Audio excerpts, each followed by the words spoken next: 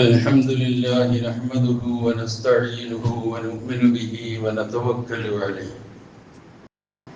ونعوذ بالله من شرور أنفسنا ومن سيئات أعمالنا من يهده الله فلا مضل له ومن يضلل فلا هادي له وأشهد أن لا إله إلا الله وحده لا شريك له وأشهد أن محمدا عبده ورسوله أرسله بالهدى ودين الحق ليظهره على الدين كله ولو كره المشركون اللهم صل على محمد وعلى آل محمد كما صليت على إبراهيم وعلى آل إبراهيم وبارك على محمد وعلى آل محمد كما باركت على إبراهيم وعلى آل إبراهيم إنك حميد مجيد أما بعد فإن خير الكلام كلام الله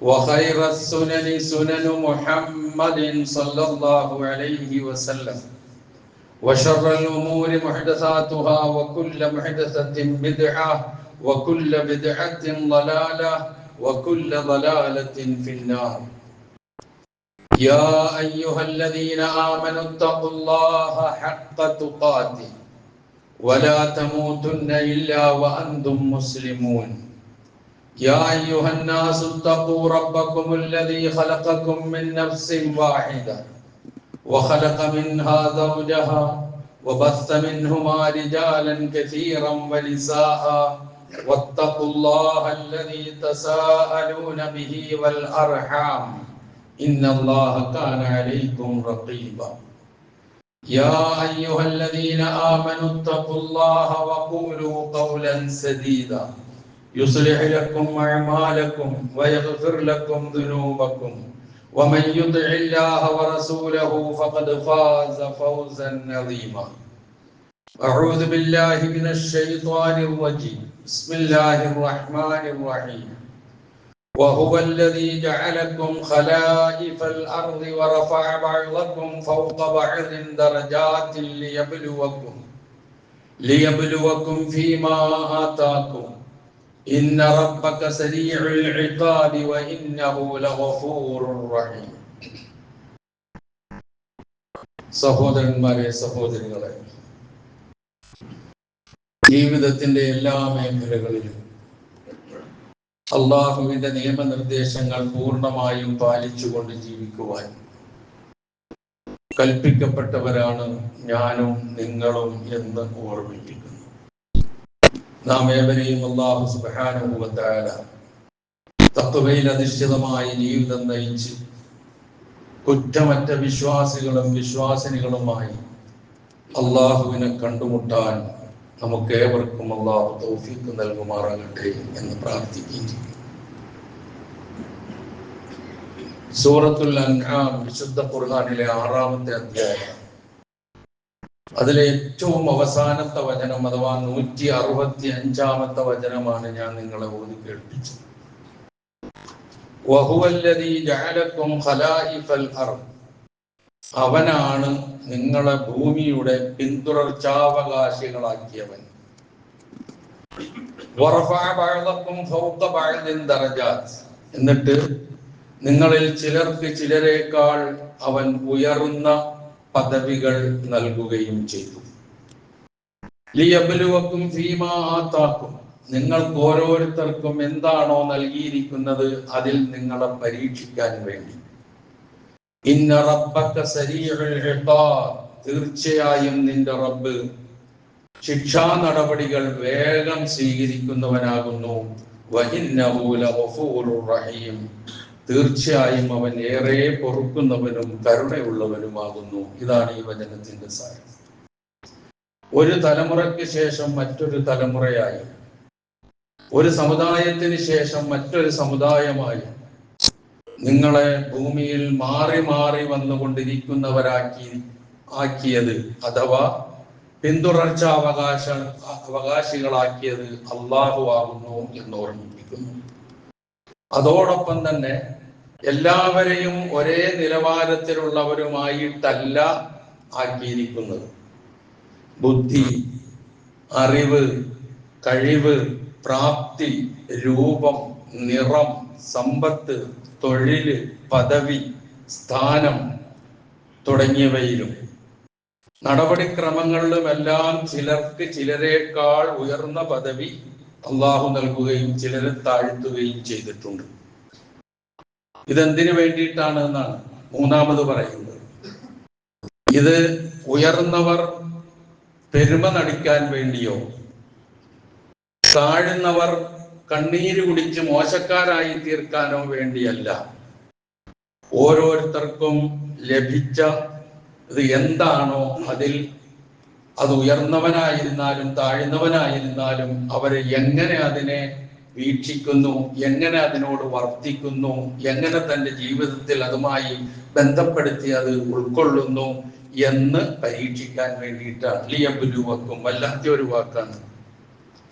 തന്നെയുമല്ല, എല്ലാവരും ഈ പറഞ്ഞ കാര്യങ്ങൾ ഒരേപോലെ ഉള്ളവരാണ് എങ്കിൽ, ഒരേ പദവിയിലുള്ളവരാണ് എങ്കിൽ, ഒരേ രൂപത്തിലുള്ളവരാണ് എങ്കിൽ പ്രപഞ്ചത്തിന്റെ സമതുലിതാവസ്ഥയ്ക്ക് തന്നെ അത് ഹാനികരമാവും. അതുകൊണ്ടാണ് ഈ വൈവിധ്യങ്ങളെ അല്ലാഹു സുബ്ഹാനഹു വ തആല ഉൾക്കൊള്ളുകയും സൃഷ്ടിപ്പിൽ തന്നെ മനുഷ്യരിൽ തന്നെ അത് അല്ലാഹു സുബ്ഹാനഹു വ തആല സന്നിവേശിപ്പിക്കുകയും ചെയ്തിട്ടുള്ളത്. ഈ പറഞ്ഞ കാര്യം ഒന്നുകൂടി സുവ്യക്തമാക്കി അല്ലാഹു സുബ്ഹാനഹു വ തആല പറയുന്നുണ്ട് 43-ാം അധ്യായമായ സുഖ്റുഫിലെ 32-ാമത്തെ വചനത്തിലൂടെ. സമ്പത്തോ പ്രതാപമോ ഇല്ലാത്ത, പദവികളൊന്നുമില്ലാത്ത മുഹമ്മദ് എന്ന് പറയുന്ന ഈ വ്യക്തി അല്ല പ്രവാചകത്വത്തിന് അർഹതയുള്ളവൻ. മക്കയുടെയോ തായിഫിന്റെ ഇടയിലുള്ള പൗരപ്രമുഖന്മാരാൽപ്പെട്ട ആരെങ്കിലും ഒരാളെ ആയിരുന്നു പ്രവാചകനായി തെരഞ്ഞെടുക്കേണ്ടിയിരുന്നത് എന്ന് ഖുറൈശികളിൽ ചിലർ വാദമുന്നയിച്ചപ്പോൾ ആ വാദത്തിന് മറുപടി നൽകിക്കൊണ്ടാണ് ഈ വചനം. പക്ഷേ ഒരു പൊതു തത്വമാണ്. ആ വചനം ഇങ്ങനെയാണ്: അഹും യഖ്സിമൂന റഹ്മത റബ്ബിക്. അവരാണോ നിന്റെ രക്ഷിതാവിന്റെ കാരുണ്യത്തെ, അനുഗ്രഹത്തെ ഓഹരി വെച്ചു കൊടുക്കുന്നവർ? ഇവരാണോ? അല്ലാത്ത ഒരു ചോദ്യമാണ്. അള്ളാഹുവിന്റെ കാരുണ്യം ആർക്കൊക്കെ എങ്ങനെ ലഭിക്കണമെന്ന് തീരുമാനിക്കുന്നത് ഇവരൊക്കെയാണോ, അല്ലെങ്കിൽ നമ്മളൊക്കെയാണോ എന്ന് നമ്മളോട് ചോദിച്ചു നോക്കുക. ഇവർക്കാണോ അതിനുള്ള അവകാശം? വനഹ്നു ഖസംനാ ബൈനഹും മഈശതഹും ഫിൽ ഹയാത്തിദ് ദുനിയ. ഐഹിക ജീവിതത്തിൽ അവരുടെ ജീവിതം എങ്ങനെയായിരിക്കണം എന്ന് അവർക്കിടയിൽ നാം ആണ് ഓഹരി വെച്ച് തീരുമാനിച്ചിട്ടുണ്ടാവുക. അതനുസരിച്ച് ഉണ്ടാവും.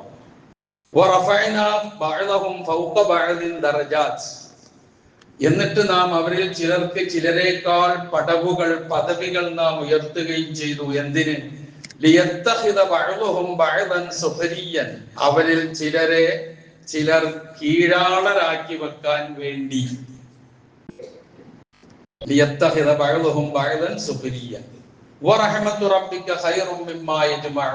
നിന്റെ രക്ഷിതാവിന്റെ കാരുണ്യമാണ് അവർ ഒരുമിച്ച് കൂട്ടുന്നതിനേക്കാൾ ഏറ്റവും ഉത്തമമായത് എന്നാണ് അവിടെ പറയുന്നത്. ഈ 2 വചനങ്ങളാണ് മനുഷ്യന്റെ സൃഷ്ടിപ്പിലെ അവന്റെ എല്ലാ കാര്യങ്ങളിലും, ഏത് മേഖലകളിലുമുള്ള വൈവിധ്യങ്ങളെ കുറിച്ച് എടുത്തു പറയുന്ന വിശുദ്ധ ഖുർആനിലെ 2 വചനങ്ങൾ. ഇപ്പൊ നമ്മളൊന്ന് ആലോചിച്ചു, ഒരു വീട്, ആ വീടിനൊരു ഗൃഹനാഥൻ ഉണ്ടാവും, അതിന്റെ കീഴിൽ കുറച്ച് ആളുകൾ ഉണ്ടാവും, ഭാര്യയോ മക്കളോ ആരൊക്കെയാന്ന് വെച്ചാൽ അവരൊക്കെ ഉണ്ടാവും. എല്ലാവരും അങ്ങ് ഗൃഹനാഥനെ പോലെ ആകണം, ഗൃഹനാഥനാണ് എന്ന് വിചാരിച്ചാൽ എങ്ങനെ ഉണ്ടാവും? നമ്മൾ നമ്മുടെ വീടിനെ കുറിച്ച് തന്നെ ചിന്തിച്ചു നോക്കുക. അതുപോലെ തന്നെ ഒരു ഓഫീസ്, ആ ഓഫീസിൽ ഒരു മേധാവി ഉണ്ടാകും, അതിന്റെ താഴെ ഒരു സൂപ്രണ്ട് ഉണ്ടാകും, പിന്നെ നമ്മൾ അങ്ങനെ താഴോട്ട് വന്നാൽ ക്ലർക്കുമാരുണ്ടാകും, പ്യൂൺമാരുണ്ടാകും, സ്വീപ്പർമാരുണ്ടാകും, ഇങ്ങനെ പലരും ഉണ്ടാകും. ഒരു ചെറിയ സ്കൂളോ ഓഫീസോ എന്തോ ആയിക്കോട്ടെ, അതുണ്ടാവും. ഇതിന്റെ മേധാവിയായ ആള് സ്വീപ്പറിനെ പോലെ ആകണമെന്നും സ്വീപ്പർ ഞാൻ മേധാവിയാണെന്ന് വിചാരിക്കുകയും ചെയ്താലുള്ള അവസ്ഥ എന്തായി? ഈ വൈവിധ്യം ആ ഓഫീസിൽ ഉണ്ടെങ്കിലേ ആ ഓഫീസിന്റെ പ്രവർത്തനം സ്മൂത്തായി മുന്നോട്ട് പോവുകയുള്ളൂ. ഒരു ഫാക്ടറി, ആ ഫാക്ടറിയിൽ ഒരുപാട് കോടിക്കണക്കിന് രൂപ മുടക്കുന്ന ഒരു തൊഴിലുടമ ഉണ്ടാവും. അദ്ദേഹം നിശ്ചയിക്കുന്ന അദ്ദേഹത്തിന്റെ കീഴിൽ പല തലങ്ങളിൽ തസ്തികകളിൽ ജോലി ചെയ്യുന്ന ജോലിക്കാരുണ്ടാവും, തൊഴിലാളികൾ ഉണ്ടാവും. തൊഴിലാളികൾക്കെല്ലാം കൂടി ഞാൻ ഈ തൊഴിലുടമയുടെ പദവിയിലാണ്, അല്ലെങ്കിൽ അതാണ് ഞാൻ എന്നങ്ങോട്ട് വിചാരിച്ചാൽ ആ ഫാക്ടറിയുടെ അവസ്ഥ ഉണ്ടാവും.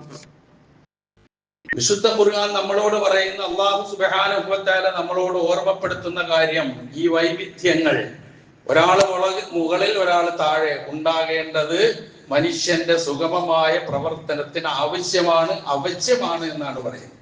അതെന്തിനാണെന്നും കൂടി പറഞ്ഞു തന്നു. ആർക്കെങ്കിലും ഊറ്റം കൊള്ളാനോ ആരെങ്കിലും മോശക്കാരാണെന്നോ വരുത്താൻ വേണ്ടിയിട്ടല്ല, മറിച്ച് ഓരോരുത്തർക്കും എന്താണോ കിട്ടുന്നത് അത് അവരെന്ത് ചെയ്യുന്നു എന്ന് അള്ളാഹു നോക്കും, പരീക്ഷിക്കും. ആ പരീക്ഷണത്തിൽ എല്ലാവർക്കും വിജയിക്കാനാകണം. ഇതാണ് ഈ വചനത്തിന്റെ വ്യക്തമായ സന്ദേശം. ഇവിടൊക്കെ തന്നെ നാം മനസ്സിലാക്കുന്നത് ഈ വൈവിധ്യം, ഈ ഏറ്റപ്പറ്റ് അല്ലാഹു സുബ്ഹാനഹു വ തആല അതൊരു പരസ്പരം സംഘർഷത്തിന്റെയോ സംഘട്ടനത്തിന്റെയോ മേഖലയാക്കി തീർക്കാൻ വേണ്ടിയിട്ടല്ല, മറിച്ച് സഹകരണത്തിന്റെയും സഹവർത്തിത്വത്തിന്റെയും അടിസ്ഥാനത്തിലാകണം പോകേണ്ടത്. പരസ്പരം വിശ്വസ്തത പുലർത്തണം, അതുപോലെ തന്നെ പരസ്പരം ബാധ്യതകൾ നിർവഹിക്കണം, ഉത്തരവാദിത്വങ്ങൾ നിർവഹിക്കണം. അപ്പോൾ അത് വളരെ സ്മൂത്തായി മുന്നോട്ട് പോയിക്കൊണ്ടിരിക്കും. ഇതാണ് ഈ രണ്ട് വചനങ്ങൾ നൽകുന്ന സാരം. ഇവിടെ പൊതുവെ നമ്മൾ കാണുന്നപ്പോ ഇന്നത്തെ ദിവസം നിങ്ങൾക്ക് എല്ലാവർക്കും അറിയാം, ഇന്ന് അന്താരാഷ്ട്ര തൊഴിലാളി ദിനമാണ്. തൊഴിലാളികൾക്ക് അവരുടെ അവകാശങ്ങളെ കുറിച്ചും അവർ ചൂഷണം ചെയ്യപ്പെട്ടപ്പോൾ ആ ചൂഷണത്തിനെതിരെ പോരാടി ഒരുപാട് രക്തം ചിന്തി നേടിയെടുത്ത അവരുടെ അവകാശങ്ങളെ കുറിച്ച് അവർ ഓർക്കുന്ന അല്ലെങ്കിൽ അനുസ്മരിക്കുന്ന ഒരു ദിവസം ആഗോളാടിസ്ഥാനത്തിൽ എന്നാണല്ലോ അതിനെക്കുറിച്ച് കണക്കാക്കപ്പെടുന്നത്. ഇന്ന് എങ്ങനെയാണ് എന്നുള്ളത് വേറെ വിഷയം. അങ്ങനെയാണ് അതിന് കണക്കാക്കപ്പെടുന്നത്. അപ്പൊ അങ്ങനെയുള്ള ഒരു ദിവസത്തിൽ പരിശുദ്ധ ഇസ്ലാമിനെ സംബന്ധിച്ചിടത്തോളം ഞാൻ ഈ രണ്ട് വചനങ്ങൾ കേൾപ്പിച്ച അതിന് വേണ്ടിയിട്ട് തന്നെയാണ്. ഇതുണ്ടാകും മനുഷ്യരിൽ. തൊഴിലുടമ ഉണ്ടാകും, തൊഴിലാളി ഉണ്ടാകും, ജോലി കൊടുക്കുന്നവനുണ്ടാകും. അത് സർക്കാരായിരിക്കും, അർദ്ധ സർക്കാരായിരിക്കും, വ്യക്തികളായിരിക്കും, അവരുടെ കീഴിൽ ജോലി ചെയ്യുന്നവരുണ്ടാകും. ഇവർ തമ്മിൽ എങ്ങനെയായിരിക്കണം, ഇവർ തമ്മിലുള്ള ബന്ധം എന്ത്, എങ്ങനെ പോകണം അവർ ഈ സമൂഹത്തിൽ എന്ന് കൃത്യമായ കാഴ്ചപ്പാട് പരിശുദ്ധ ഇസ്ലാം ഈ തൊഴിലാളി ദിനമൊക്കെ വരുന്നതിന് മുമ്പ് തന്നെ പറഞ്ഞു വെച്ചിട്ടുണ്ട്. അതാണ് നമ്മൾ തിരിച്ചറിയേണ്ട ഒരു കാര്യം. ഇതിൽ ഏറ്റവും പ്രധാനമായി ഒന്ന് രണ്ട് കാര്യങ്ങൾ അതുമായി ബന്ധപ്പെട്ട് മനസ്സിലാക്കേണ്ടത്. ഒന്ന്, ജോലി ചെയ്ത് തൊഴിൽ ചെയ്ത് ജീവിക്കുക എന്നുള്ളത് ഇസ്ലാം നിർദ്ദേശിക്കുന്ന ഒരു കാര്യമാണ്. മറ്റുള്ളവരെ പറ്റിച്ച് ജീവിക്കുക, തട്ടിപ്പും വെട്ടിപ്പും നടത്തി ജീവിക്കുക, ഈ ശൈലിയോട് ഒരു യോജിപ്പും പരിശുദ്ധ ഇസ്ലാമിനില്ല. അത് അംഗീകരിക്കുന്നുമില്ല, അതിനെ അങ്ങേയറ്റം നിരുത്സാഹപ്പെടുത്തുന്നു. ഇതാണ് ഒന്ന് അതുമായി ബന്ധപ്പെട്ട് നമ്മൾ മനസ്സിലാക്കേണ്ടത്. കച്ചവടമാണെങ്കിൽ കച്ചവടം, കൃഷിയാണെങ്കിൽ കൃഷി, ജോലിയാണെങ്കിൽ ജോലി. അത് ഗവൺമെന്റ് ജോലിയാകാം, അർദ്ധ ഗവൺമെന്റ് ജോലിയാകാം, പിന്നെ വ്യക്തിപരമായ നിലയിൽ ആരെങ്കിലും നൽകുന്ന ജോലിയാകാം. എന്തായിരുന്നാലും ശരി, അങ്ങനെ കൃഷി ചെയ്തോ ജോലി ചെയ്തോ അധ്വാനിച്ച് ജീവിക്കുക എന്നുള്ളത് ഇസ്ലാമിന്റെ സന്ദേശമാണ്. ഇതിന് വിരുദ്ധമായി വരുന്ന ഒന്നിനെയും അത് അംഗീകരിക്കുന്നില്ല. വിശുദ്ധ ഖുർആൻ സൂറത്തുൽ മുൽക്ക് 67-ാം അധ്യായം മിക്കവാറും എല്ലാവർക്കും ബൈഹാർട്ടുള്ളതാണ്. ആ സൂറത്തിലെ 15-ാമത്തെ വചനത്തിൽ അള്ളാഹു പറയുന്നത്, ഹുവല്ലദീ ജഅല ലക്കുമുൽ അർള ദലൂല, അള്ളാഹുവാണ് നിങ്ങൾക്ക് ഭൂമിയെ വിധേയമാക്കി തന്നത്. എന്നിട്ട് എന്ത് പറയുന്നു? ഫംശൂ ഫീ മനാകിബിഹ, അതിന്റെ ചുമലുകളിലൂടെ നിങ്ങൾ നടക്കുക, സഞ്ചരിക്കുക. വകുലൂ മിൻ റിസ്ഖിഹി, എന്നിട്ട് അതിൽ നിന്ന് കിട്ടുന്ന റിസ്ക്, ഉപജീവനം നിങ്ങൾ കഴിക്കുക. വഇലൈഹിൻ നുശൂർ, അങ്ങനെ കാലാകാലം കഴിച്ചിവിടെ ജീവിക്കാനൊന്നും പറ്റില്ല, തിരിച്ച് അള്ളാഹുവിന്റെ അടുക്കിലേക്ക് തന്നെയാണ് ചെല്ലേണ്ടത് എന്നുകൂടി ഓർമ്മിപ്പിക്കുന്ന ഒരു വചനമാണ് സൂറത്തുൽ മുൽക്കിലെ 15-ാമത്തെ വചനം. അവിടെ പറഞ്ഞത് അധ്വാനിക്കാനാണ്, ഭൂമിയിലൂടെ സഞ്ചരിക്കുക. അതിനാണ് ഭൂമിയെ നിങ്ങൾക്ക് വെട്ടാം, കിളയ്ക്കാം, കുഴിക്കാം, കൃഷി ചെയ്യാം, എന്തിനും പാകപ്പെടുത്തപ്പെട്ട നിലയിൽ ഭൂമിയെ നിങ്ങൾക്ക് ആക്കി തന്നിട്ടുണ്ട്. സൂറത്തുൽ മുർസലാത്തിൽ അള്ളാഹു ചോദിക്കുന്ന ഒരു ചോദ്യമുണ്ട്, അലം നജഅലിൽ അർള കിഫാത്ത, ഭൂമിയെ എല്ലാവർക്കും പര്യാപ്തമായതാക്കി തന്നില്ലേ? ആർക്കൊക്കെ? ജീവിച്ചിരിക്കുന്നവർക്കും മരിച്ചവർക്കും. എന്തൊരു പ്രയോഗമാണെന്ന് നോക്കുക ഖുർആൻ പറഞ്ഞത്. എത്ര മനുഷ്യരാണ് ഓരോ ദിവസവും മരണപ്പെട്ടുകൊണ്ടിരിക്കുന്ന ലോകത്ത്. നമ്മൾ കണക്കെടുത്ത് നോക്കിയാൽ ഓരോ ദിവസം എത്ര മരണങ്ങൾ ഉണ്ടാകും. ഇതിൽ ബഹുഭൂരിഭാഗവും മണ്ണിനടിയിൽ കുഴിച്ചു മൂടപ്പെടുന്നവരാണ്, കബറടക്കപ്പെടുന്നത്. അല്ലാത്തതുണ്ട്, ഇല്ല എന്ന് ഞാൻ പറയുന്നില്ല. ഇതിനൊക്കെ ഉൾക്കൊള്ളുന്നില്ല ഈ ഭൂമി. അതുപോലെ ജനിച്ചു വീഴുന്നവരെത്ര, അതിന് പാകപ്പെട്ട നിലയിൽ ഭൂമി വിശാലമായി വരുന്നില്ലേ? ആവശ്യക്കാർക്ക് കിട്ടി വരുന്നില്ല? ഇതൊക്കെ ചിന്തിക്കേണ്ട കാര്യമാണ്. വിശുദ്ധ ഖുർആൻ വെറും നിസ്കാരവും നോമ്പും പഠിപ്പിക്കുന്ന ഗ്രന്ഥം മാത്രമല്ല എന്നുള്ളത് തിരിച്ചറിയുക. നമ്മൾ ജീവിക്കുന്നവരാണ്, ഇവിടെ ജീവിക്കുന്നവരാണ്. അതിനുള്ള കാര്യങ്ങളെ കുറിച്ച് ചിന്തിക്കാനും പാഠം ഉൾക്കൊള്ളുവാനും മനസ്സിലാക്കുവാനും മാറേണ്ടതുണ്ടെങ്കിൽ മാറാനും മാറ്റേണ്ടതുണ്ടെങ്കിൽ മാറ്റാനുമാണ് വിശുദ്ധ ഖുർആന്റെ നിർദ്ദേശം. ഇവിടെ പറഞ്ഞത് ഞങ്ങൾ ഭൂമി നിങ്ങൾക്ക് വിധേയമാക്കി തന്നു, അതിന്റെ മുകളിലൂടെ ചുമലിലൂടെ നിങ്ങൾ നടക്ക്, അധ്വാനിക്ക്, അതിൽ നിന്ന് കിട്ടുന്നത് നിങ്ങൾ തിന്നു. തൊഴിലിനെ കുറിച്ചാ പറഞ്ഞത്, അധ്വാനത്തെ കുറിച്ചാ പറഞ്ഞത്. ജുമാ ദിവസമാണല്ലോ നമ്മളിവിടെ വന്നിരിക്കുന്നു. ഇതൊരു ആഹ്വാനത്തിന്റെ മറുപടിയാണ്, അള്ളാഹുവിന്റെ ഒരു കൽപ്പനയുടെ മറുപടിയാണ്. എന്താ കൽപ്പന? യാ അയ്യുഹല്ലദീന ആമനൂ ഇദാ നൂദിയ ലിസ്സലാത്തി മിൻ യൗമിൽ ജുമുഅത്തി ഫസ്അഉ ഇലാ ദിക്രില്ലാഹി വദറുൽ ബൈഅ. കച്ചവടമൊക്കെ ഒഴിവാക്കി മാറ്റിവെച്ച് അള്ളാന്റെ വിളിക്ക് ഉത്തരം ചെയ്തുകൊണ്ട് വന്നോളി പള്ളിയിലേക്ക്. വെള്ളിയാഴ്ച ദിവസം നിങ്ങളെ വിളിച്ചാൽ ആ വിളിക്ക് ഉത്തരം ചെയ്താണ് ഇപ്പൊ നമ്മളൊക്കെ ഇവിടെ വന്നിരിക്കുന്നത്. എന്നിട്ട് നമസ്കരിക്കാൻ പറഞ്ഞു. ഇതുമായി ബന്ധപ്പെട്ട കാര്യങ്ങളൊക്കെ ചെയ്ത് ആ പുണ്യം നേടാൻ പറഞ്ഞു. പുണ്യം നേടിയതിന് ശേഷം, നമസ്കാരം കഴിഞ്ഞ് അതിന്റെ പ്രവർത്തനങ്ങളൊക്കെ കഴിഞ്ഞതിന് ശേഷം, അതുമായി ബന്ധപ്പെട്ട സർവ്വ കാര്യങ്ങളും കഴിഞ്ഞതിന് ശേഷം നിങ്ങൾ പള്ളി ചടഞ്ഞുകൂടിയിരിക്കാനല്ല ഖുർആൻ പറഞ്ഞത്. പള്ളിയിൽ ഏതെങ്കിലും ഒരു മൂലയ്ക്ക് ചടഞ്ഞുകൂടിയിരുന്നോ ആ ദിവസവും എന്നല്ല പറഞ്ഞത്. അത് കഴിഞ്ഞതിന് ശേഷം നിങ്ങൾ എന്ത് ചെയ്യണമെന്നാ പറഞ്ഞത്? ഫഇദാ ഖുദിയത്തിസ് സ്വലാത്തു, നമസ്കാരം കഴിഞ്ഞാൽ ഫന്തശിറൂ ഫിൽ അർദ്, നിങ്ങൾ ഭൂമിയിൽ വ്യാപിക്കണം, പരക്കണം നിങ്ങൾ. എന്നിട്ട് എന്ത് വേണം? വബ്തഗൂ മിൻ ഫളില്ലാഹ്, അള്ളാഹുവിന്റെ ഫളിനെ നിങ്ങൾ ആഗ്രഹിക്കുകയും വേണം. അധ്വാനിക്കാനാണ് പറയുന്നത്. കച്ചവടമാണെങ്കിൽ തിരിച്ച് കച്ചവടത്തിലേക്ക് പോകണം, ജോലിയാണെങ്കിൽ തിരിച്ച് ജോലിയിലേക്ക് പോകണം, കൃഷിയാണെങ്കിൽ തിരിച്ച് കൃഷിയിലേക്ക് പോകണം എന്നുള്ള ഒരു സന്ദേശം. അധ്വാനത്തിന്, ജോലിക്ക്, തൊഴിലിന് നൽകുന്ന പ്രാധാന്യമാണ് ഇവിടെ നമ്മൾ കാണുക. അല്ലാതെ ഇതിൽ നിന്നൊക്കെ വിട്ടു നിന്നുകൊണ്ട് ഇതൊന്നും വേണ്ട, ഇങ്ങനെ ആകാശത്ത് നിന്ന് ഇങ്ങനെ ഓരോ സന്ദർഭത്തിൽ ബനു ഇസ്രായേൽക്കാർക്ക് മഞ്ഞും സെൽവയും ഇറക്കി കൊടുത്തതുപോലെ ഇങ്ങനെ ആകാശത്ത് നിന്ന് ആഹാരം ഇങ്ങനെ ഇറ്റു വീഴും എന്റെ മുമ്പിലേക്കെന്ന് ആരും സ്വപ്നം കാണണ്ട.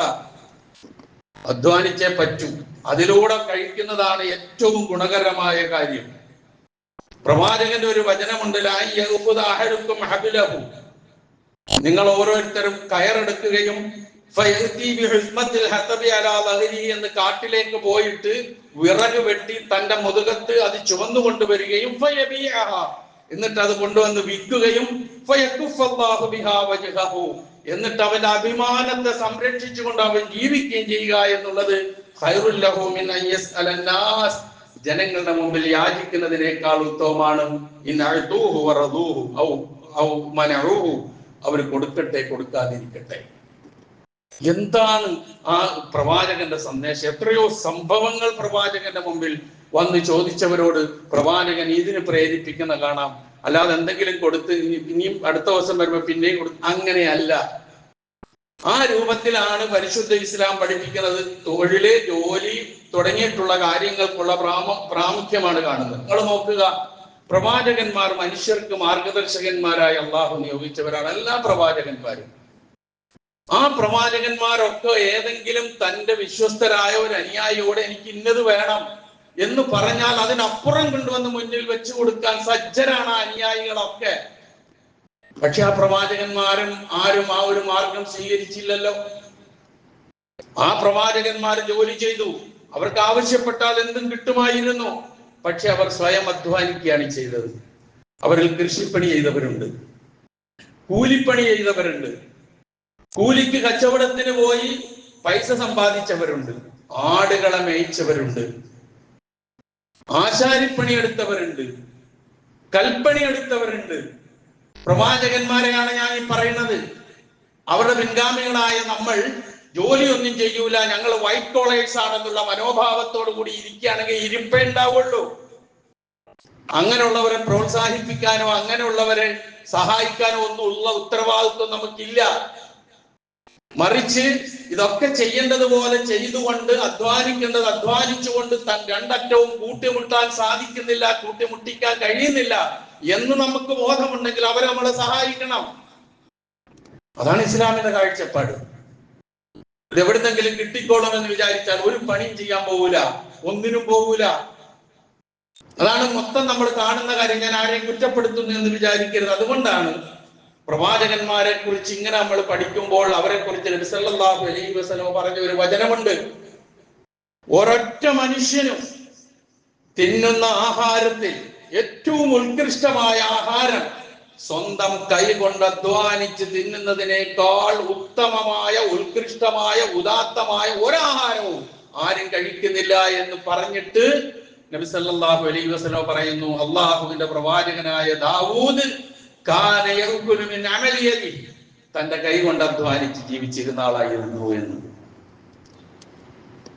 ഇതാണ് ഇസ്ലാമിന്റെ കാഴ്ചപ്പാട്. അധ്വാനിക്കാനാണ് പറയുന്നത്, തൊഴിലെടുക്കാൻ, ജോലി ചെയ്യാൻ, എന്നിട്ട് അള്ളാഹുവിന്റെ ഫളൽ അന്വേഷിക്കാൻ. അല്ലാതെ ഇങ്ങോട്ട് പൊട്ടി വീഴൂല, ഉറപ്പായ കാര്യം. അത് ഏത് തരത്തിലും ഹലാലായ ഏത് ജോലി, അള്ളാഹു ഹറാമാക്കാത്ത, നിഷിദ്ധമാക്കാത്ത ഏത് ജോലിയും അനുവദനീയമാണ്. അതിൽ നിന്ന് കിട്ടുന്നത് എന്തായാലും അതാണ് ബർക്കത്തുണ്ടാവുക.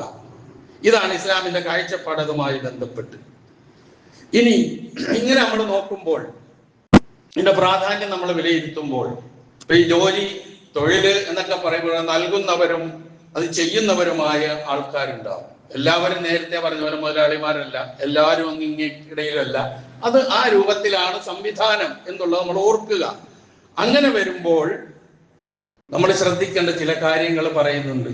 ജോലി നൽകുന്നവരോടും അതുപോലെ തന്നെ ജോലി എടുക്കുന്നവരോട്. അതൊക്കെ ഇസ്ലാമിന് കാഴ്ചപ്പാടുണ്ട്. അതൊക്കെ മതവുമായി ബന്ധപ്പെട്ട കാര്യങ്ങൾ തന്നെയാണ്. എങ്ങനെയെങ്കിലും കച്ചവടം ചെയ്യുക, എങ്ങനെയെങ്കിലും ജോലി ചെയ്യുക, എങ്ങനെയെങ്കിലും തൊഴിലെടുക്കുക, എങ്ങനെയെങ്കിലും എന്തെങ്കിലുമൊക്കെ കൃഷി, അങ്ങനെയല്ല. അതിനൊക്കെ ഉണ്ട് വ്യക്തമായ രൂപം. ഒരുപാട് കാര്യങ്ങളുണ്ട്. അതിൽ പ്രധാനമായും നമ്മൾ മനസ്സിലാക്കേണ്ട ഒരു കാര്യം, തൊഴിൽ രംഗത്ത്, ജോലി രംഗത്ത് ഉച്ചനീചത്വങ്ങളും വിവേചനങ്ങളും ഉണ്ടായിക്കൂടാ എന്നുള്ളത് പൊതുവെ ഇന്ന് ലോകത്ത് അംഗീകരിക്കപ്പെട്ട കാര്യമാണ്. അതിനുവേണ്ടി ബഹളം ഉണ്ടാക്കുന്ന, ചൂഷണം ചെയ്യപ്പെടുന്ന അവസ്ഥ ഉണ്ടായിക്കൂടാ. അതിനുവേണ്ടി ബഹളം ഉണ്ടായിക്കൊണ്ടിരിക്കുന്ന കാലത്തു കൂടിയാണ് നമ്മൾ ജീവിക്കുന്നത്. അതോടൊപ്പം തന്നെ ഒരു പണിയും ചെയ്യാതെ എങ്ങനെ ജീവിക്കാം, എങ്ങനെ സമ്പത്ത് ഉണ്ടാക്കാം എന്ന് ആലോചിക്കുന്ന തലമുറ വളർന്നു വരുന്ന കാലവും കൂടിയാണ് എന്നതുകൊണ്ട് ഇത് രണ്ടും നമ്മളൊന്ന് യോജിപ്പിച്ച് മനസ്സിലാക്കേണ്ടതുണ്ട്. ഇപ്പൊ ജോലിക്കാരെ സംബന്ധിച്ചിടത്തോളം മൊത്തത്തിലുള്ള കാര്യം പറഞ്ഞു.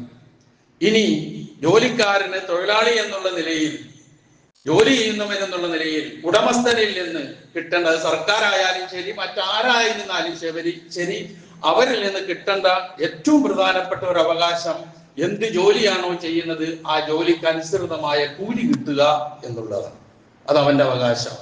ഇത് പരിശുദ്ധ പ്രവാചകൻ പഠിപ്പിച്ച കാര്യമാണ്. പ്രവാചകൻ സല്ലല്ലാഹു അലൈഹി വസല്ലം പറഞ്ഞ അഅ്തുൽ അജീറ അജ്റഹു ഖബ്ല അൻ യജിഫ അറഖുഹു. ജോലി ചെയ്യുന്നവന്, തൊഴിലെടുക്കുന്നവന് അതിന്റെ പ്രതിഫലം അവന്റെ വിയർപ്പ് വറ്റുന്നതിന് മുമ്പ് കൊടുക്കണമെന്നാ പറഞ്ഞത്. കൊടുക്കാതിട്ട് അവനെ പറ്റിച്ച്, അവനെ ചൂഷണം ചെയ്ത്, അവനെ പ്രയാസപ്പെടുത്തി ഒരിക്കലും ഇസ്ലാം അംഗീകരിക്കുന്നില്ല. ഇതൊക്കെ എത്രയോ നൂറ്റാണ്ടുകൾക്ക് മുമ്പ് മനുഷ്യന്റെ മുമ്പിൽ പറഞ്ഞു വെച്ച കാര്യമാണ്. ഇതിനു വേണ്ടിയിട്ടാണ് സമരം നടക്കുന്നത്. സാധാരണ കൂലി കിട്ടിയില്ല. ആശാവർക്കർമാർ നമ്മൾ കുറെ കണ്ടതാണ്. അവർ തന്നെ ഹോസ്പിറ്റലുകളിൽ ജോലി ചെയ്യുന്ന നഴ്സുമാർ ഇപ്പോഴും നടന്നുകൊണ്ടിരിക്കുകയാണ് സമരം. അവർ ചെയ്യുന്ന ജോലിക്ക് അനുസൃതമായ കൂലി അവർക്ക് കൊടുക്കണം. അത് അവകാശമാണത്. ആ അവകാശത്തെ അംഗീകരിക്കാത്ത ദർശനങ്ങളില്ല. പരിശുദ്ധ ഇസ്ലാം പ്രത്യേകിച്ചത് പറയുന്നു.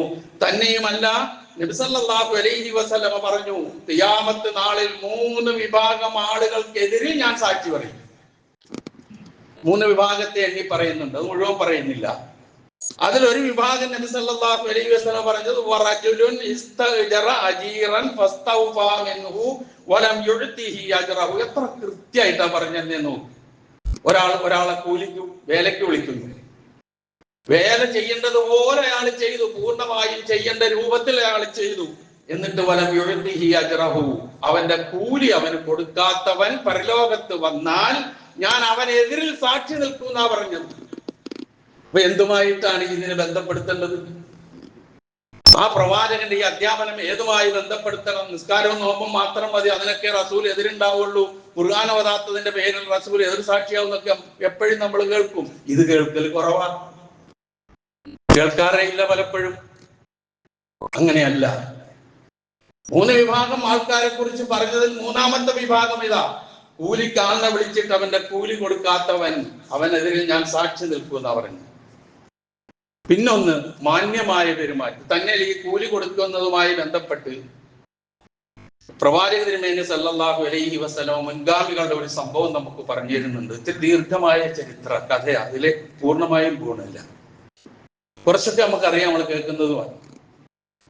3 ആളുകൾ ഇങ്ങനെ പോയി ഒരു ഗുഹയിൽ അകപ്പെട്ടു. ഗുഹയിൽക്കകത്ത് കയറിയപ്പോഴേക്കും അതിന്റെ മുകളിലേക്ക് വലിയൊരു പാറക്കല്ല് വന്ന് ഗുഹ അങ്ങോട്ട് അടഞ്ഞു. ഇതാരും അറിയുന്നില്ല, ഇവർ 3 പേരും മാത്രമേ അറിയുന്നുള്ളൂ, പിന്നെ റബ്ബും. അവര് പരസ്പരം പറഞ്ഞു, നമ്മൾ ചെയ്ത ഏതെങ്കിലും ഒരു സൽക്കർമ്മം എടുത്ത് പറഞ്ഞ് അള്ളാഹുവിനോട് പ്രാർത്ഥിക്കാതെ നമുക്ക് ഇതിൽ നിന്ന് രക്ഷപ്പെടാൻ കഴിയില്ല എന്ന് പറഞ്ഞു. ഇതിൽ ഒരുപാട് മെസ്സേജുകളുണ്ട്. ഒന്ന്, അള്ളാഹുവിന്റെ തൃപ്തിക്ക് വേണ്ടി മാത്രം ചെയ്യുന്ന അമലുകൾ, ആ അമലുകൾ അള്ളാഹുവിന്റെ മുമ്പിൽ എടുത്തു പറഞ്ഞുകൊണ്ട് പ്രാർത്ഥിച്ചാൽ നമ്മുടെ ജീവിതത്തിലെ പ്രയാസങ്ങൾ അള്ളാഹു ദൂരീകരിക്കും എന്നാണ് ഒന്ന് അതിൽ നിന്ന് മനസ്സിലാക്കുന്നത്. അങ്ങനെ വല്ലതും ഉണ്ടോ എന്റെ നിങ്ങളുടെ കയ്യിൽ? എടുത്തു പറയാം. ഒരപകടത്തിൽപ്പെട്ട്, ഒരു പ്രയാസത്തിൽപ്പെട്ട് ഞെരുങ്ങുമ്പോൾ, റബ്ബേ ഞാൻ ഇങ്ങനെ ചെയ്തിട്ടുണ്ട്, ഇതിൽ നിന്ന് എന്നെ രക്ഷപ്പെടുത്തുന്നതിന്റെ തൃപ്തിക്ക് വേണ്ടിയാണ് ഞാൻ ചെയ്തത് എന്ന് പറയാൻ, ആധികാരികമായി പറയാൻ എനിക്കോ നമുക്കാർക്കെങ്കിലും ഉണ്ടെങ്കിൽ വളരെ ഭാഗ്യം. അതാണ് ഒന്ന് പറഞ്ഞത്. അപ്പം ഓരോരുത്തരും അവരവരുടെ കാര്യം പറഞ്ഞു. ഒരാൾ മാതാപിതാക്കൾക്ക് ചെയ്ത നന്മയാണ് പറഞ്ഞത്, വിശദീകരിക്കുന്നില്ല. 2ാമത്തെ ആള് പറഞ്ഞത്, ഒരു സ്ത്രീ, ഒരു സുന്ദരിയായ സ്ത്രീയെ ഒരുപാട് കാലം ആശിച്ചിട്ട് അവളുടെ ശരീരം പങ്കിടാൻ ആഗ്രഹിച്ചിട്ട് അവൾ അനുവദിക്കാതെ അതിൽ നിന്ന് അവൾ അകന്നകന്നു പോയി, അവസാനം അവൾക്ക് പട്ടിണിയായി. ആ സന്ദർഭത്തിൽ ഈ ചെറുപ്പക്കാരന്റെ സഹായം തേടി വരുമ്പോൾ 120 ദിർഹം ദീനാറ് ഞാൻ നൽകാം, പക്ഷേ എന്റെ ആഗ്രഹം നീ സബലീകരിക്കണമെന്ന് ആ പെണ്ണിനോട് പറഞ്ഞപ്പോൾ നിക്കക്കള്ളിയില്ലാതെ അതിന് ഒരുങ്ങിയ ആ പെണ്ണുമായി ശാരീരിക ബന്ധത്തിന് ഏർപ്പെടാൻ ശ്രമിക്കുമ്പോൾ ഒറ്റ വാക്ക്, ഇത്തഖില്ല, മനുഷ്യ നീ അല്ലാഹുവിനെ സൂക്ഷിക്കുക എന്ന് പറഞ്ഞപ്പോഴേക്കും അവൻ അതിൽ നിന്ന് പിന്മാറി. ഈ എടുത്തു പറഞ്ഞുകൊണ്ട് പറഞ്ഞു, പഠിച്ചവനെ നിന്നെ പേടിച്ചുകൊണ്ട് ഞാൻ ചെയ്തതാ, ഞങ്ങൾ അകപ്പെട്ട ഈ ബുദ്ധിമുട്ടിൽ ഞങ്ങളെ നീ രക്ഷപ്പെടുത്തുന്ന 2ാമൻ പറഞ്ഞു. 3ാമൻ പറഞ്ഞ എന്താണെന്നറിയോ?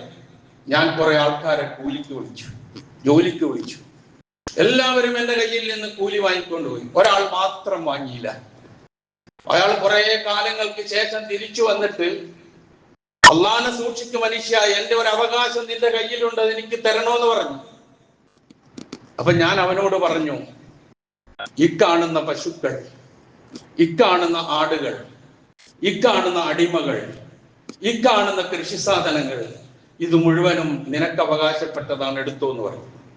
കേട്ടവായ ആ മനുഷ്യൻ പറഞ്ഞു, മനുഷ്യ നീ അള്ളാഹുവിനെ സൂക്ഷിക്കുക, എന്നെ കളിയാക്കല്ലേ എന്ന് പറഞ്ഞു. ഒരു കളിയാക്കൽ പോലെ നമുക്ക് തോന്നിയില്ലേ?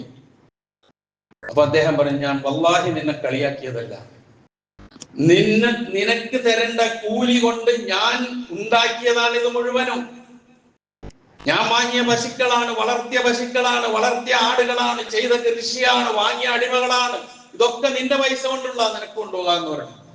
അത് മുഴുവനും അയാൾ എടുത്തുകൊണ്ടുപോയി. റബ്ബേ, ഞാനിത് ചെയ്തത് നിന്റെ തൃപ്തിക്ക് വേണ്ടി മാത്രമാണ്, ഈ അപകടത്തിൽ നിന്ന് ഞങ്ങളെ നീ രക്ഷിക്കണേ.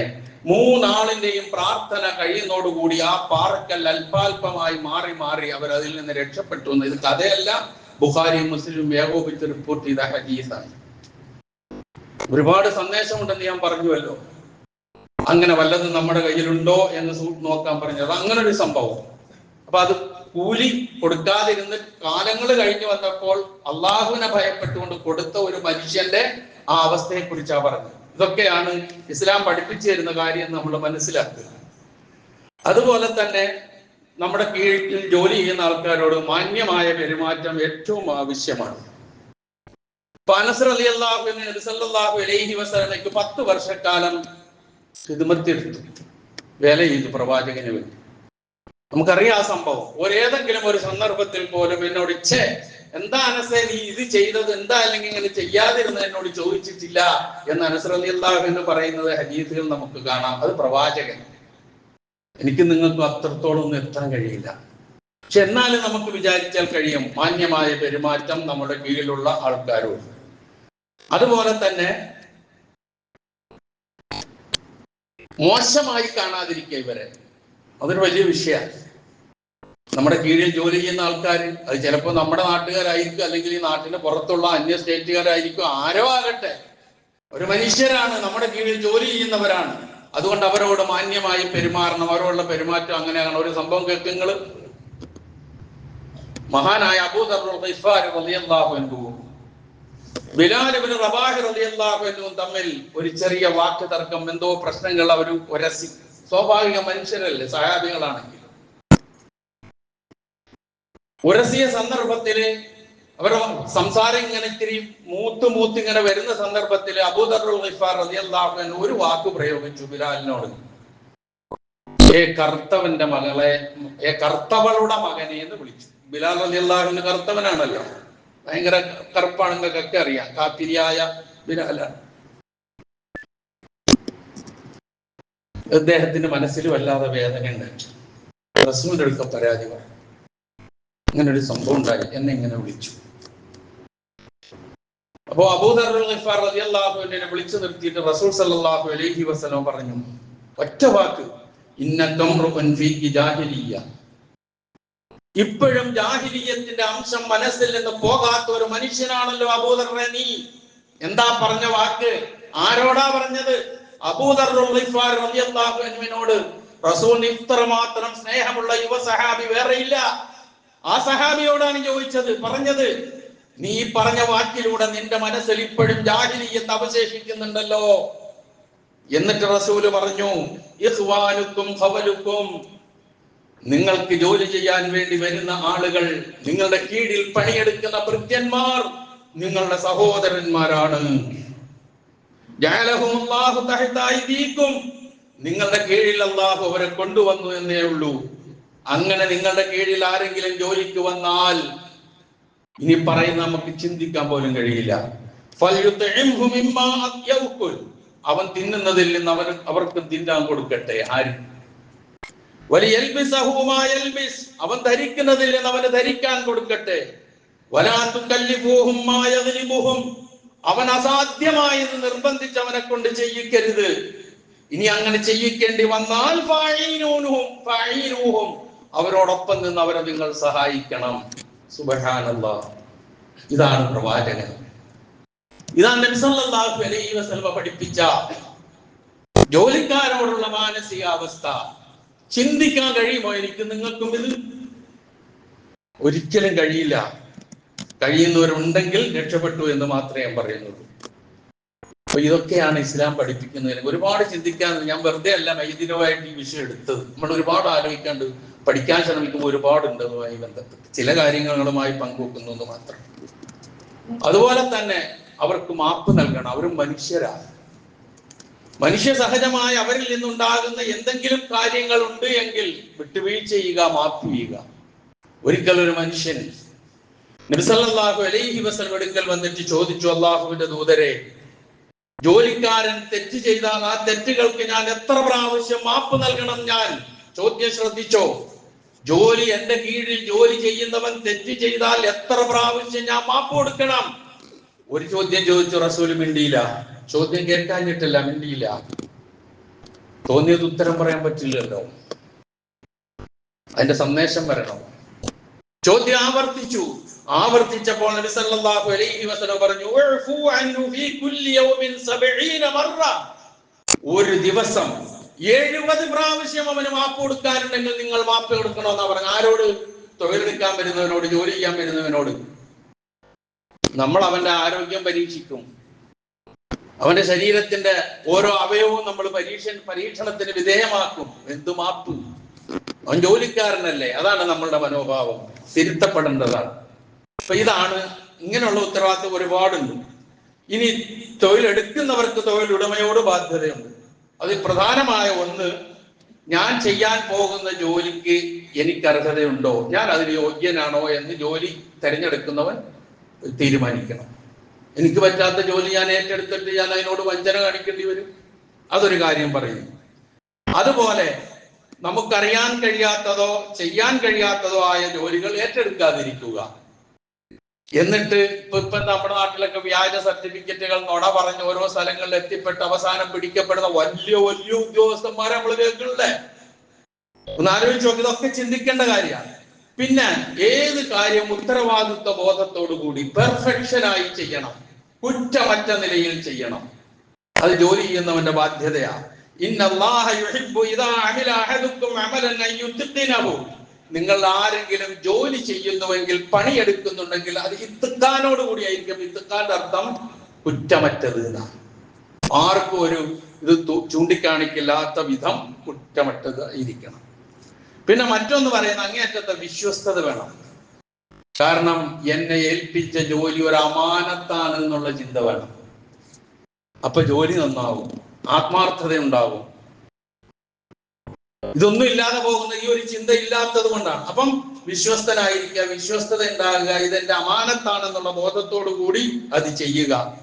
അതുപോലെ തന്നെ വിശ്വസ്തത എന്ന് പറയുമ്പോൾ ചിലപ്പോൾ ചില ഈ സാമ്പത്തികമായ രംഗത്ത് വിശ്വസിച്ചേൽപ്പിച്ച് എന്തെങ്കിലും ഉണ്ടെങ്കിൽ അത് നയാ പൈസ ഒരു വിധത്തിലും, അതുപോലെ എനിക്ക് ഉപയോഗിക്കാൻ ഞാൻ ജോലി ചെയ്യുന്ന കമ്പനിക്കോ സ്ഥാപനത്തിനോ വേണ്ടി എനിക്ക് എന്നെ ഏൽപ്പിച്ച കാര്യം എന്റെ സ്വന്തം ആവശ്യത്തിന് വേണ്ടി ഉപയോഗിക്കാതെ, ഇതൊക്കെ പറയുന്നുണ്ട്. നിസ്സാരമല്ലാന്ന് ഇത്രയും കേട്ടപ്പോ നിങ്ങൾക്ക് മനസ്സിലായി എങ്കിൽ പരിശുദ്ധ ഇസ്ലാം ഒരു കാര്യവും മനുഷ്യന്റെ മുമ്പാകെ നന്മയുടെ കാര്യം ഒഴിവാക്കി പോയിട്ടില്ല എന്ന് തിരിച്ചറിയുക, മനസ്സിലാക്കുക. ഇത്തരം രംഗങ്ങളിൽ പോലും അള്ളാഹുവിന്റെയും അവന്റെ പ്രവാചകന്റെയും അധ്യാപനങ്ങൾ ഉൾക്കൊണ്ടുകൊണ്ട് നല്ല മനുഷ്യരായി എല്ലാ രംഗത്തും ജീവിക്കാനുള്ള ശ്രമമാണ് നടത്തേണ്ടത്. അള്ളാഹു സുബ്ഹാനഹു വ തആലയുടെ തൗഫീഖ് നമുക്ക് ഏവർക്കും പ്രദാനം ചെയ്തു തരുമാറാകട്ടെ.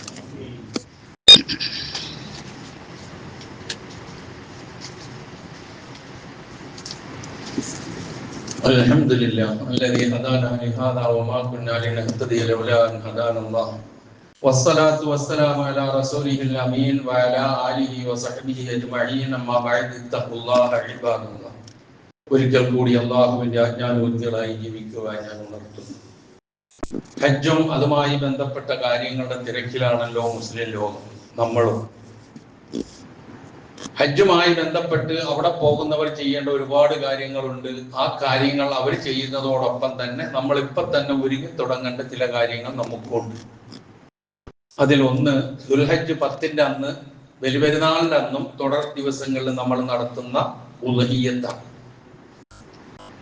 ഉളഹിയ്യത്ത് എന്ന പേര് വരാൻ കാരണം ളുഹാ സമയത്ത് ചെയ്യുന്ന ബലി എന്നുള്ള നിലയിലാണ് അത്രേ ഉളഹിയ്യത്ത് എന്നുള്ള പേര് അതിന് വരുന്നത്. മൃഗബലി എന്നൊക്കെ നമ്മൾ സാധാരണ അതിനെ കുറിച്ച് പറയാറുണ്ട്. അതാണ് അതിന് ശരി എന്ന് പറഞ്ഞാൽ ബലിപെരുന്നാൾ ദിവസം രാവിലെ നമസ്കരിക്കുക. അപ്പോഴത്തേക്ക് ഏതാണ്ട് നമ്മൾ സാധാരണ ളുഹാ നിസ്കരിക്കുന്ന സമയത്തേക്ക് എത്തും. അപ്പൊ ബലിമൃഗങ്ങളെ അറുക്കുക. ഇതാണല്ലോ അതിന്റെ ശരിയായ രൂപം. പിന്നെ അതങ്ങനെ നീണ്ട് അന്ന് കഴിയുന്നില്ലെങ്കിൽ അന്ന് ഉച്ചക്കാകാം, പിറ്റേ ദിവസം ആകാം, അതിന്റെ അടുത്തും അങ്ങനെ ഖിയാമത്ത് തശ്രീഖ് വരെ ആകാം. ഞാനിത് സൂചിപ്പിച്ചത് ഇപ്പൊ ഇതിനു വേണ്ടി ഒരുങ്ങാനുള്ള സമയമായി. സ്വന്തം ബലി അറുത്തു കൊടുക്കുന്നവർ അതിനുള്ള ഉരുക്കളെ, മൃഗങ്ങളെ കണ്ടെത്താനും തേടിപ്പോകാനും ഒരുക്കി നിർത്താനും ഒക്കെ ഒരുങ്ങാനുള്ള സമയമായി. അല്ല, സംഘടിതമായി കൊടുക്കുന്നത് രൂപത്തിലാണ് നാം ചെയ്യുന്നത് എങ്കിൽ അങ്ങനെ സംഘടിതമായി ചെയ്യുന്ന സ്ഥലങ്ങളിൽ അവർ നിശ്ചയിച്ചിട്ടുള്ള തുകകൾ എന്താണോ ആ തുക എത്തിച്ചു കൊടുക്കാനുള്ള സമയവും ആയി എന്ന് ഓർമ്മിപ്പിക്കാൻ വേണ്ടി മാത്രമാണ് ഇത് സൂചിപ്പിക്കുന്നത്. കാരണം നമുക്കെല്ലാറ്റിനും പൈസ ഉണ്ടാവും. ഉദഹ്യത്തിന് കൊടുക്കാൻ ചിലപ്പോൾ നമ്മുടെ പൈസ ഉണ്ടാവില്ല. കാരണം ഞാൻ കോടീശ്വരനല്ല, ലക്ഷാധിപതി അല്ലല്ലോ, എന്തിനാ ഞാൻ കൊടുക്കണം? ഇതാണ് നമ്മുടെയൊക്കെ ചിന്ത. അള്ളാഹ്ക്കറിയാം ആർക്ക് കൊടുക്കാൻ കഴിയും, ആർക്ക് കൊടുക്കാൻ കഴിയില്ല എന്ന്. കൊടുക്കാൻ കഴിയുന്ന ഒരുത്തൻ മൻ വജദ സഅത്തൻ, അതിനുള്ള സൗകര്യമുണ്ട്, കൊടുക്കാൻ കഴിവുണ്ട്, ഇതൊക്കെ ഉണ്ടായിട്ടും ഫലം യുളഹി, അതിനു വേണ്ടി ഒരുങ്ങാത്തവൻ എന്ത് വേണ്ട? ഫലാ യഖ്റുബന്ന മുസല്ലാന, ബലിപെരുന്നാൾ നമസ്കാരത്തിന്റെ മുസല്ലയിലേക്ക്, ഈദ്ഗാഹിലേക്ക് അവർ വരണ്ട. ഇതാണ് പ്രവാചകൻ പറഞ്ഞ ഗൗരവം. അപ്പൊ അതുകൊണ്ട് ആ ഗൗരവത്തോടു കൂടി തന്നെ കാണുക. ഓരോരുത്തർക്കും അറിയാം എനിക്കിതിന് കഴിയോ കഴിയില്ല എന്നുള്ളത്. അതെങ്ങനെയാണ്? ഒരു കുടുംബത്തിന് ആ കുടുംബനാഥൻ ഒരാടിനെ അറുത്തു കൊടുത്താൽ ബാധ്യത കഴിഞ്ഞു എല്ലാവരുടെയും. അതല്ല, കഴിയുന്നില്ലെങ്കിൽ ഷെയർ ചേരാം. ഷെയർ, പിന്നെ 7 പേര് ഷെയർ ചേർന്ന് ഒരു മൃഗത്തെ ഇറക്കാം. ഇതൊക്കെ നമുക്ക് അറിയാവുന്ന കാര്യമാണ്. ഓരോ നാടുകളിലും മഹല്ലുകളിലും നിശ്ചയിക്കപ്പെട്ടിട്ടുണ്ടാകും ഇതിന്റെ തുകകൾ. ആ തുകകൾ എവിടെയാണോ ഉള്ളത് അവരവിടെ ഏൽപ്പിക്കുക. നമ്മുടെ ഈ പള്ളിയുമായി ബന്ധപ്പെട്ട് നമ്മൾ നടത്താറുള്ളതിൽ ആടിന് നിശ്ചയിച്ചിരിക്കുന്നത് 16,500 രൂപയും ഷെയർ 10,000 രൂപയുമാണ് നിശ്ചയിച്ചിരിക്കുന്നത്. ഇത് ചിലപ്പോൾ കൂടിയോ കുറഞ്ഞോ ഒക്കെ മറ്റു പല സ്ഥലങ്ങളിലും കാണാം.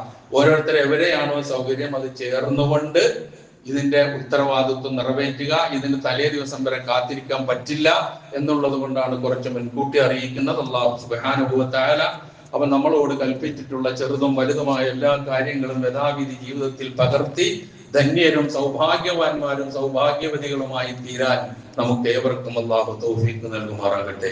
അറിഞ്ഞോ അറിയാതെയോ നമ്മിൽ നിന്ന് വന്നുപോയ എല്ലാ തെറ്റുകുറ്റങ്ങളും അല്ലാഹു നമുക്ക് പുറത്തു മാപ്പാക്കി തരുമാറാകട്ടെ. നമ്മിൽ നിന്ന് മരണപ്പെട്ടുവരുടെ പാപങ്ങൾ അല്ലാഹു പുറത്തു കൊടുക്കുമാറാകട്ടെ. ഈ സന്ദർഭത്തിൽ 2-3 പേരെ ഞാൻ അനുസ്മരിക്കുകയാണ്. ഒന്ന്, പണ്ഡിതനും ഇസ്ലാഹി ആദർശ രംഗത്ത് രംഗത്ത് സജീവമായി പ്രവർത്തിക്കുകയും ചെയ്തിരുന്ന അബ്ദുൽ കരീം ബാക്തവി അടിവാട് സ്വദേശിയാണ്. അദ്ദേഹം കഴിഞ്ഞ ദിവസം മരണപ്പെട്ടു. അല്ലാഹു സുബ്ഹാനഹു വ തആല അദ്ദേഹത്തിന് മഗ്ഫിറത്തും റഹ്മത്തും നൽകുമാറാകട്ടെ എന്ന് പ്രാർത്ഥിക്കുന്നു. അദ്ദേഹം ചെയ്ത എല്ലാ സേവനങ്ങളും അല്ലാഹു സ്വീകരിക്കുമാറാകട്ടെ. മനുഷ്യ സഹജമായി വന്ന എല്ലാ തെറ്റുകുറ്റങ്ങളും അല്ലാഹു പുറത്തു മാപ്പാക്കി കൊടുക്കുമാറാകട്ടെ. മറ്റൊന്ന്, നമ്മളുടെ ഈ സ്കൂളിലെ അധ്യാപികയായ റസിയ എന്ന് പറയുന്ന ടീച്ചറിന്റെ മാതാവ് ഈ ഇന്ന് ഒരു ഏതാനും മണിക്കൂറുകൾ മുമ്പാണ് നമ്മളൊക്കെ മയ്യത്ത് നിസ്കരിച്ചത്. അല്ലാഹു സുബ്ഹാനഹു വ തആല ആ സഹോദരിക്കും മഗ്ഫിറത്തും റഹ്മത്തും നൽകുമാറാകട്ടെ.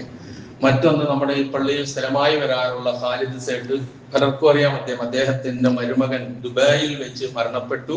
മുഹമ്മദ് അസ്ലം സേട്ട് എന്നാണ് അദ്ദേഹത്തിന്റെ പേര്. മയ്യത്ത് അവിടെ തന്നെ ഖബറടക്കി. അല്ലാഹു സുബ്ഹാനഹു വ തആല അദ്ദേഹത്തിന് മഗ്ഫിറത്തും റഹ്മത്തും നൽകുമാറാകട്ടെ. അതുപോലെ ഞാൻ 2-3 വെള്ളിയാഴ്ച മുമ്പ് ഒരു കുഞ്ഞു മകന് വേണ്ടി ഞാൻ പ്രാർത്ഥിച്ചു. ഇവിടെ നിങ്ങൾ ഓർക്കുന്നുണ്ടാകും. ഹാഫിളാണ്, +1 വിദ്യാർത്ഥിയാണ്. പെട്ടെന്ന് +1 ആദ്യത്തെ ദിവസങ്ങൾ അതൊന്ന് മനസ്സിലാക്കേണ്ട വിഷയം. അപ്പോഴാ ആമീൻ്റെ ഒരു ഇതുള്ളൂ. +1 ചേർന്ന് ആ ദിവസം കുളിച്ചു കഴിഞ്ഞതിന് ശേഷം സ്വന്തം പോകാൻ വേണ്ടി സ്വന്തം റൂമിൽ ഡ്രസ്സ് മാറാൻ കയറിയ കുട്ടിയാണ്. ഞാൻ പറഞ്ഞു എൻ്റെ ഒരു സുഹൃത്തിന്റെ മകനാണെന്ന് പറഞ്ഞു. റിയാദിലാണ് സംഭവം. ഇറങ്ങി വരാതെ ആയപ്പോൾ ഉമ്മ ചെന്ന് വാതിൽ തുറന്നു നോക്കുമ്പോൾ അവിടെ കിടക്കുകയാണ് ആള്. ഹൃദയസ്തംഭനം. കുറേ ദിവസങ്ങൾ പരമാവധി അവർ പരിശ്രമിച്ചു. അവിടുത്തെ ഏറ്റവും വലിയ ആശ കഴിഞ്ഞ ദിവസം ആ കുഞ്ഞു വിട പറഞ്ഞു.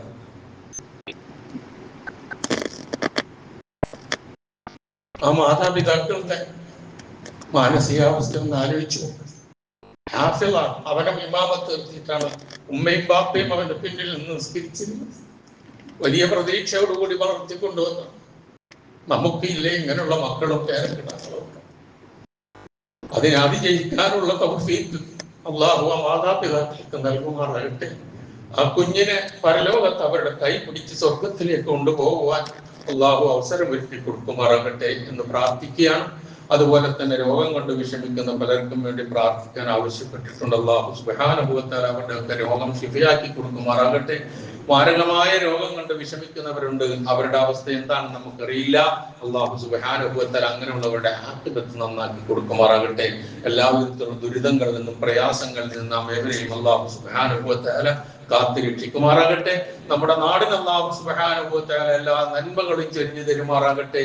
പരസ്പരം നല്ല സഹകരണത്തോടു കൂടിയുള്ള ജീവിതം നയിക്കാൻ അല്ലാഹു തൗഫീഖ് നൽകുമാറാകട്ടെ. സർവോപരി ഇസ്ലാമിനും മുസ്ലിം ഉമ്മത്തിനും അല്ലാഹു ഇസ്സത്തിനെ പ്രദാനം ചെയ്യുമാറാകട്ടെ. اللهم اغفر للمؤمنين والمؤمنات والمسلمين والمسلمات الأحياء منهم والأموات إنك مجيب الدعوات ويا قاضي الحاجات.